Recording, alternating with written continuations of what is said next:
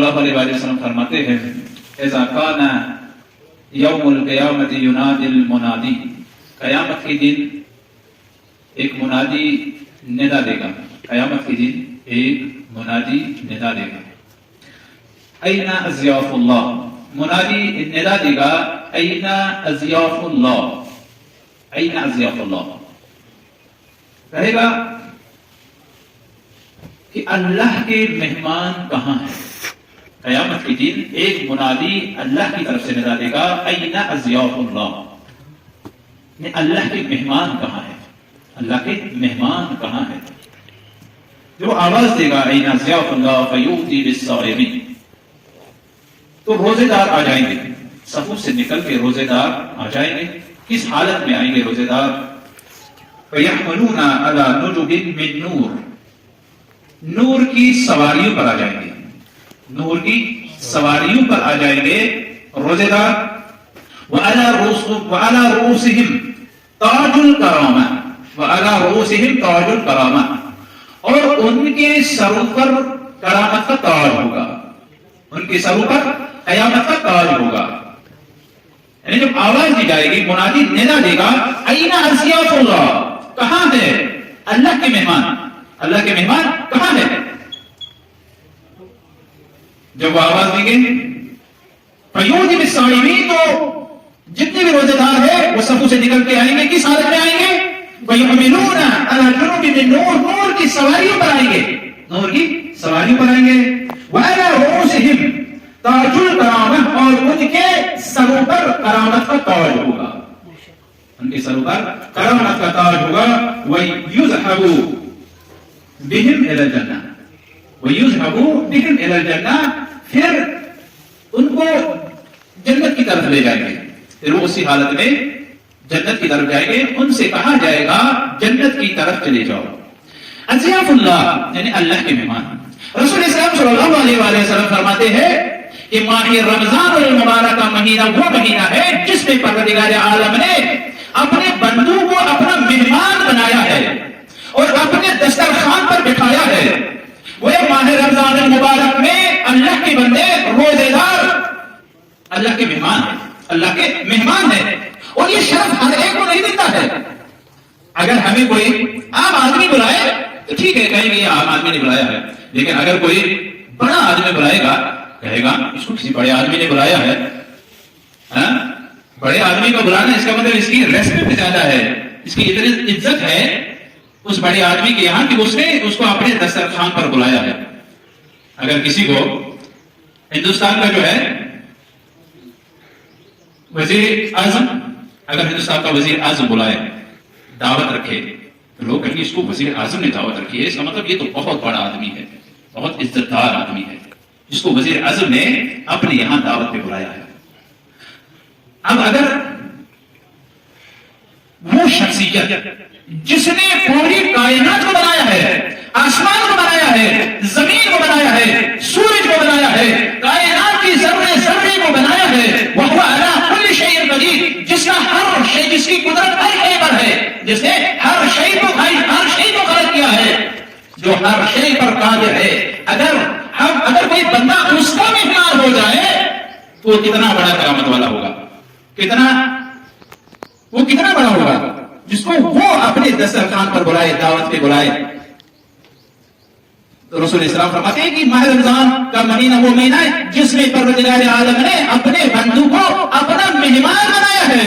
तो वही हम उसके दस्तरखान पे आए हैं माह रमजान में, मगर उसके दस्तरखान पर कौन है? अल्लाह के दस्तरखान पर वही है। जब निदाई कुदरत आएगी मैदान महशर में, ऐना अज़ियाफुल्लाह, कि कहां है अल्लाह के मेहमान, तो वहां कोई और भी आएगा। फ़यूती बिस्साइमीन, तो रोजेदार आ जाएंगे। तो दुनिया में जिन्होंने रोजे रखे होंगे, जिन्होंने रोजे रखे होंगे, इससे एक बात तो वाज़ह हो गई है, इससे एक बात तो वाज़ह हो गई है, क़यामत के दिन उन्हीं के लिए निदा है जिन्होंने दुनिया में अल्लाह के लिए रोजे रखे होंगे। वही अल्लाह के मेहमान, जो अल्लाह के मेहमान दुनिया में बने होंगे माह रमजान मुबारक के महीने में, जिन्होंने रोजे रखे होंगे, अल्लाह के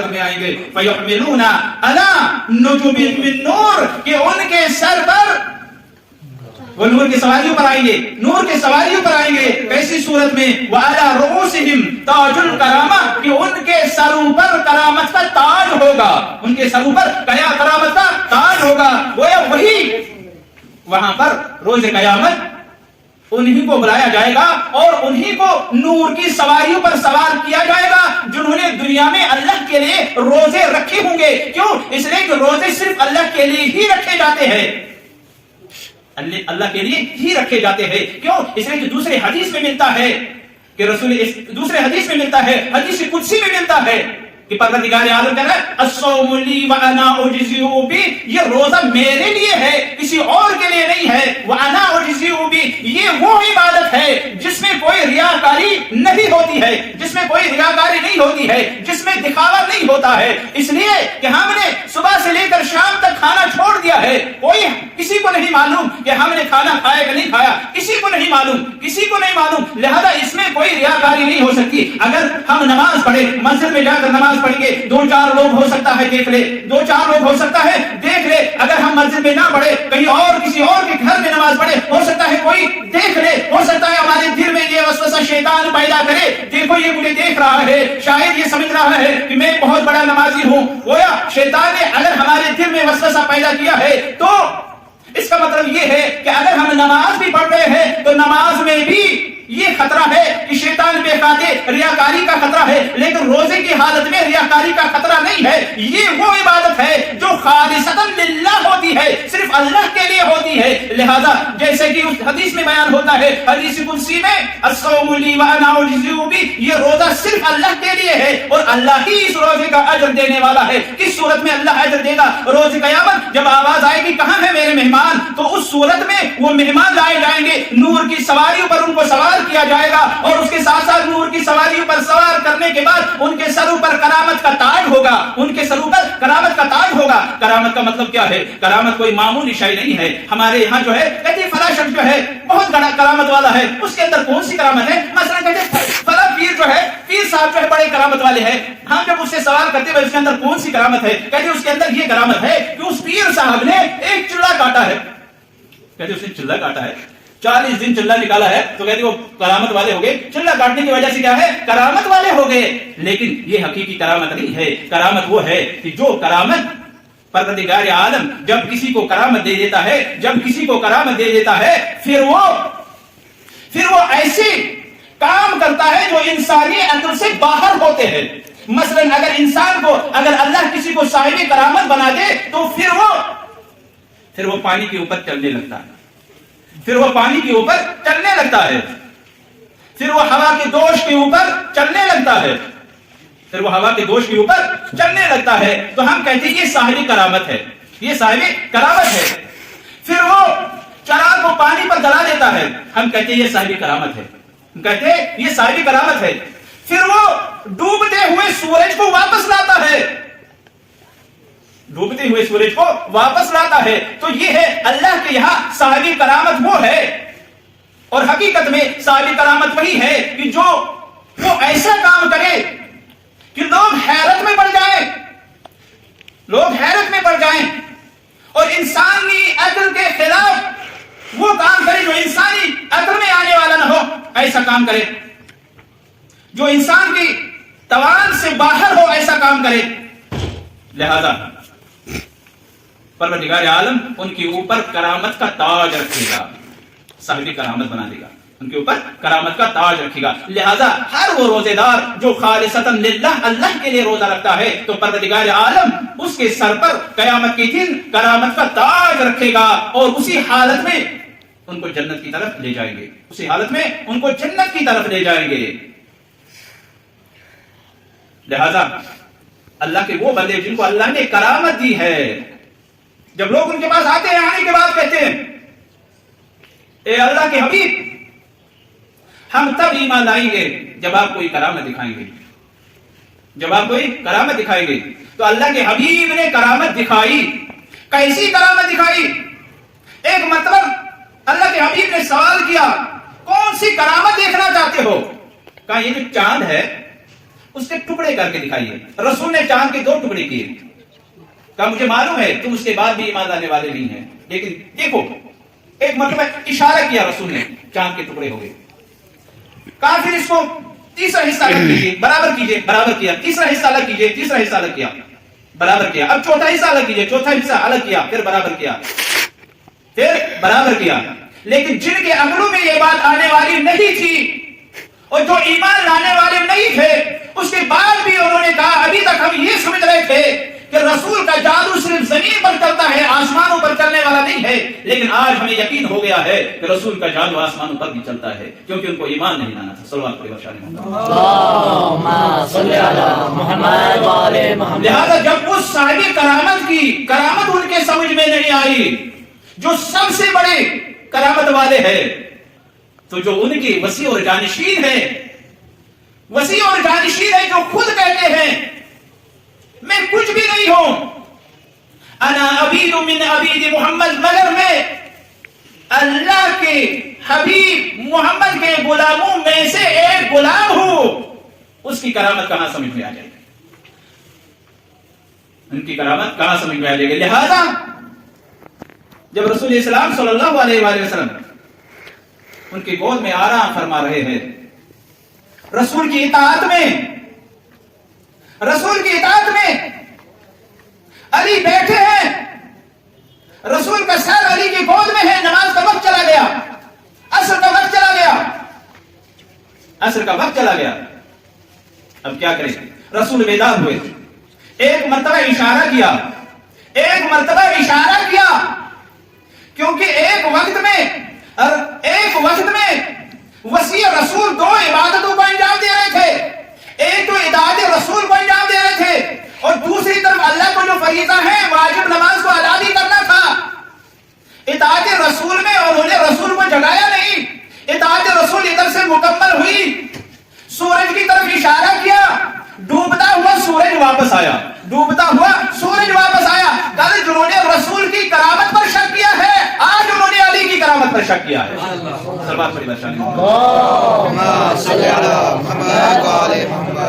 آج انہوں نے علی کی کرامت پر شک کیا ہے. وہ پہلے سے شک کرتے چلے آ رہے تھے، لہذا آج انہوں نے علی کی کرامت پر شک کیا ہے. لہذا ان کے سمجھ میں نہیں آنے والا ہے کہ اللہ روزے داروں کے اوپر کرامت کا تاج رکھے گا، یعنی وہ صاحبی کرامت ہو جائیں گے. وہ بھی پھر ایسا کام کر سکتے ہیں جیسا کام انہوں نے کیا ہے، جن کو انہوں نے صاحبی کرامت بنایا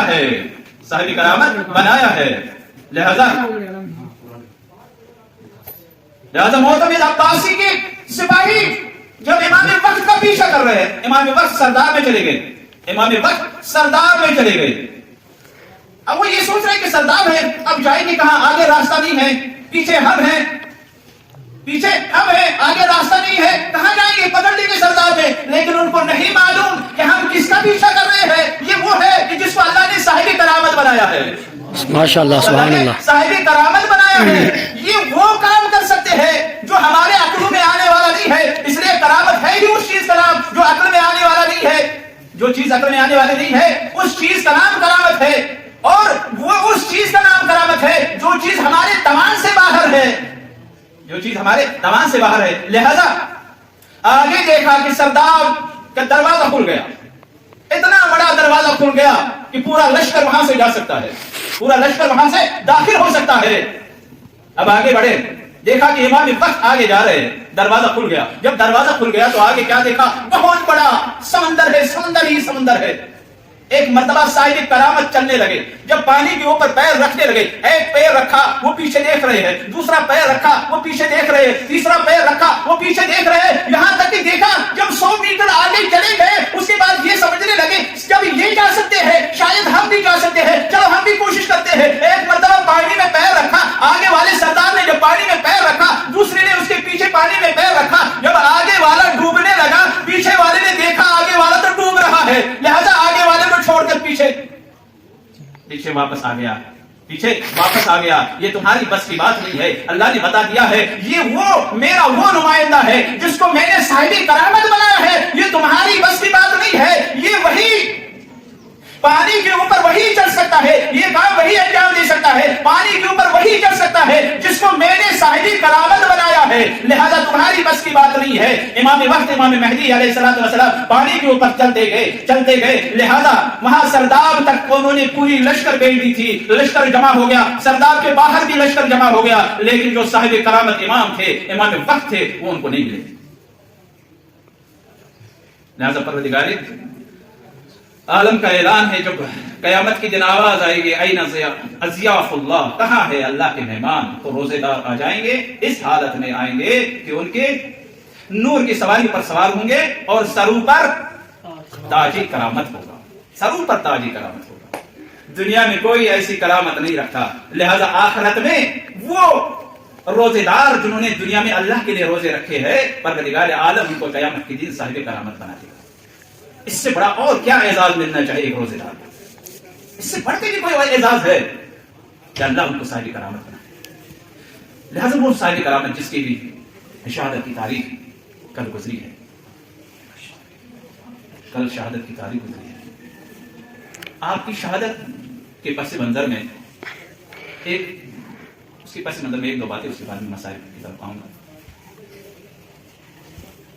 جنگ جمل کے بعد جنگی صفین ہوا، جنگی صفین میں معاویہ کی شکست ہوئی، لیکن پھر ہمارے آس کی مکاری کام کر گئی، یہاں تک کہ حکمین کا فیصلہ ہوا۔ حکمین کا فیصلہ ہوا، اس میں بھی فیصلہ معاویہ کے حق میں ہوا، جیتی ہوئی جنگ جو ہے ہار میں بدل گئی، لیکن جو فیصلہ ہوا علی علیہ الصلوۃ والسلام اس فیصلے پر برقرار رہے، اور جو آپ کے حقیقی چاہنے والے ہیں وہ اس فیصلے پر برقرار رہے علی کے فرمان کے مطابق، علی علیہ السلام کے فرمان کے مطابق۔ بعض لوگ، بعض منافقین، بعض لوگ جو علی علیہ السلام کے لشکر میں تھے، لیکن انہوں نے امام کو سمجھا نہیں تھا، اس لیے کہ امام نے اس وقت بھی سمجھایا تھا جب نیزوں پر قرآن کو بلند کیا۔ تم جو قرآن دیکھ رہے ہو یہ کھالوں پر سیاہی کے سوا کچھ نہیں ہے، تمہارا امام سامنے ہے، یہ قرآن ثابت ہے، یہ قرآن ثابت ہے، قرآن ناطق تمہارے سامنے ہے، بولتا ہوا قرآن تمہارے سامنے ہے۔ یہ دھوکا ہے، یہ تم کو دھوکا دے رہے ہیں۔ اس وقت بھی انہوں نے نہیں مانا۔ جب حکمین کا فیصلہ ہو گیا تو علی علیہ الصلوۃ والسلام نے کہا اب ہم اس کے خلاف نہیں کریں گے، ہم اس فیصلے کے خلاف نہیں ہو جائیں گے۔ لہذا جو علی کے حقیقی چاہنے والے تھے، جنہوں نے امام کو سمجھا تھا، جو امام علی علیہ الصلوۃ والسلام جن کو معرفت تھی، جنہوں نے امامت کو سمجھا تھا، جنہوں نے حالیہ برحق کو سمجھا تھا، انہوں نے بھی تسلیم کیا۔ اس میں سے کچھ لوگ جنہوں نے تسلیم نہیں کیا وہ وہاں سے چلے گئے اور نہروان میں پہنچ گئے۔ پھر نہروان کا فتنہ ختم کرنے کے لیے علی علیہ الصلوۃ والسلام کو ان کے ساتھ جنگ کرنی پڑی، یہاں تک کہ جو 12,000 افراد تھے آخر میں 4,000 بچے۔ پھر جنگ ہوئی، ان میں 9 افراد بچے، باقی سارے کے سارے تحقیق ہو گئے، باقی سارے کے سارے تحقیق ہو گئے۔ یہ جنگ بھی تمام ہوئی، جنگ نہروان بھی تمام ہوئی۔ اس کے بعد معاویہ نے پھر اپنی حکومت کو مضبوط کیا۔ اب وہ امام علی علیہ الصلوۃ والسلام کے خلاف لوگوں کو اکسا رہے ہیں، اب وہ مضبوط ہو گیا ہے، اب اس کے من میں جو آ رہا ہے کر رہا ہے، جو آ رہا ہے کر رہا ہے۔ اس کے بعد امام علی علیہ الصلوۃ والسلام نے دیکھا کہ اس فتنے کو ختم کرنا پڑے گا، ختم کرنا پڑے گا۔ لہذا امام علی علیہ الصلوۃ والسلام نے جب دیکھا کہ مصر میں اپنی طرف سے اپنا گورنر بنا کر مالک اشتر کو بھیجا، کیونکہ امام علی علیہ السلام کو یہ خبر ملی تھی کہ مصر پر معاویہ حملہ کروانے والا ہے۔ مالک اشتر کو بھیجا، مالک اشتر کو راستے میں زہر دلوایا، راستے میں ایک زمیندار کو 20 سال کا خراج معاف کر کے اس کے بدلے میں اس سے کہا گیا کہ تم مالک اشتر کو راستے میں زہر دے دو۔ مالک اشتر کو افطار کے بہانے زہر دیا گیا، مالک اشتر شہید ہو گئے، مصر پر حملہ ہو گیا۔ محمد ابن ابی بکر کو زندہ پکڑا گیا، آپ کے ساتھیوں کو شہید کیا گیا اور آپ کو گدھے کے کھال میں ڈالا گیا۔ عمر عاص اور معاویہ نے، عمر عاص نے اس کو گدھے کی کھال میں बंद करवाया और उसके बाद गड्ढे की खाल में जिंदा जलवा दिया। इमाम अली नबी बकर शहीद हो गए। ये सारी वाकयात देखने के बाद इमाम अली अलैहिस्सलाम ने 40,000 तरबियत याफ्ता लश्कर को जमा किया। 40,000 तरबियत याफ्ता लश्कर और उनके साथ 17,000 रगरोट, ताकि माविया के साथ अब फैसला कौन जंग की जाए ताकि ये फितना हमेशा के लिए खत्म हो जाए। उससे पहले ही जब माविया को पता चला तो उसने ऐसी साजिश की, उसकी साजिश के मुताबिक इमाम अली अलैहिस्सलाम को शहीद किया गया। और बाद में ये दास्तान गढ़ी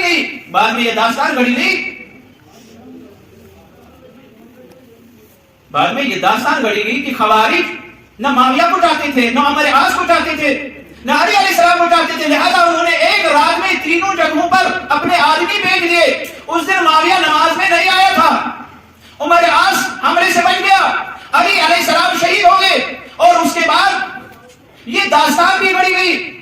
एक हसीन खूबसूरत फाहिशा औरत ने अली के सर को मेहर के तौर पर मांगा था, जबकि सारी साजिश शाम से रची गई थी और तलवार भी शाम से आई थी। शाम में जहर में तलवार को बुझाया गया था, वहां से तलवार आई। लिहाजा 19 माह रमजान मुबारक को इब्न मुलजिम उस साजिश का शिकार होकर आया और आने के बाद इमाम अली अलैहिस्सलाम के सर मुबारक पर ज़रबत लगाई,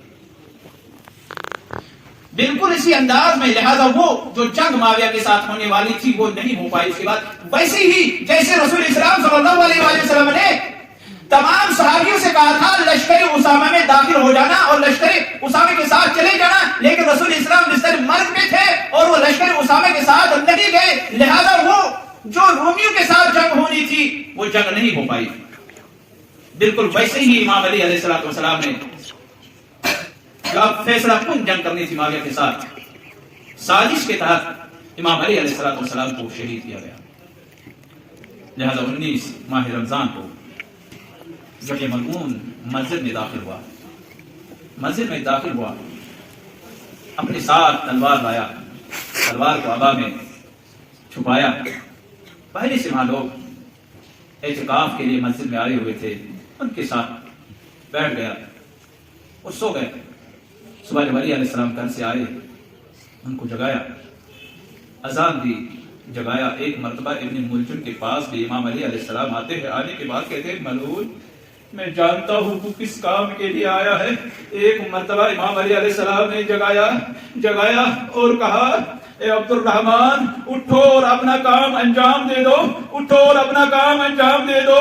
लेकिन वो नहीं समझ पाया कि इमाम अली अलैहिस्सलाम क्या फरमाना चाहते हैं, क्योंकि इमाम अली अलैहिस्सलाम को मालूम है कि ये शख्स आया है मुझे कत्ल करने के लिए। एक मर्तबा इमाम अली अलैहिस्सलाम मेहराबी मस्जिद में जाते हैं नमाज पढ़ाने के लिए। एक रकात तमाम हुई, इमाम अली अलैहिस्सलाम ने जैसे ही चाहा कि दूसरी रकात के लिए खड़े हो जाए, मलऊन ने पीछे से वार किया, सर पर ऐसा वार किया कि अली अलैहिस्सलाम का सर मुबारक शिकायत हो गया। अली अलैहिस्सलाम ने मेहराबी मस्जिद से मट्टी उठाई, अपने सर पर मारना शुरू कर दी, आवाज दी बिस्मिल्लाह व बिल्लाह व अला मिल्लति रसूलिल्लाह फुस्तु बि रब्बिल काबा, रब्बी काबा की कसम आज मैं कामयाब हो गया। हम 10 अदब जोड़कर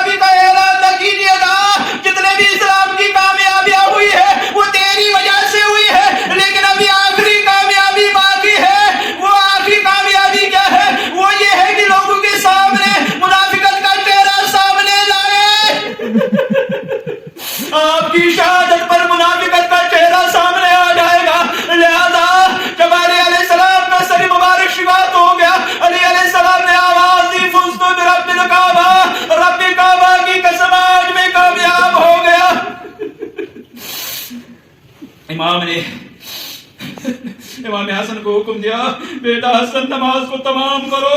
نماز تمام ہوگی, امام کو گھر لے گئے, امام کو گھر لے گئے. ایک مرتبہ جب حکیم آیا, حکیم نے علاج کیا. حکیم نے کہا آپ جتنا چاہو امام کی خدمت کرو, اس لیے میری حکمت بتا رہی ہے زخم اتنا گہرا ہے, زہر سرایت کر چکا ہے, امام بچنے والے نہیں ہے, لہذا جتنا ہو سکے امام کو دودھ پلا دو تاکہ اس کو تھوڑی سی راحت ملے. دودھ لایا گیا, اسی اسنا میں ابن ملجم کو گرفتار لایا گیا. روم امام نے فرمایا ابن ملجم سہما ہوا ہے, پیاسا ہوگا, لہذا اس کو میرے حصے کا دودھ پلا دے. یہ روم امام ہے جو ابن ملجم سے سوال کرا ہے, ابن ملجم کیا میں تیرا اچھا امام نہیں تھا؟ تو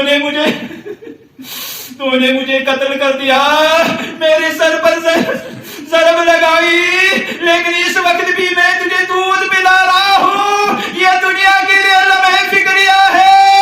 نہ دنیا کو اس سے پہلے ایسا حاکم ملا ہے, نہ اس کے بعد ایسا حاکم ملنے والا ہے جو اپنی عدالت کی وجہ سے شہید ہو رہا ہے.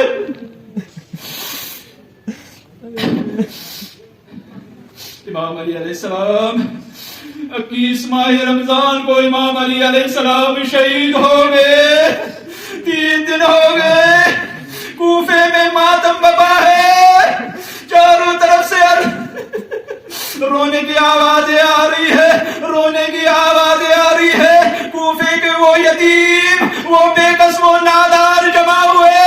3 دن سے کون ایسا شخص تھا جو ہم نے کبھی دیکھا نہیں, اس کا چہرہ نہیں دیکھا, اس کو کبھی نہیں دیکھا, جو ہم تک روزی پہنچایا کرتا تھا, لیکن 3 دن سے روزی جب نہیں پہنچا, آج پتا چلا وہ کوئی اور نہیں تھا, وہ ہمارا رؤوف امام علی بن ابی طالب تھا جو آج شہید ہو گئے. سيعلم الذين ظلموا أي منقلب ينقلبون لعنة الله على القوم الظالمين.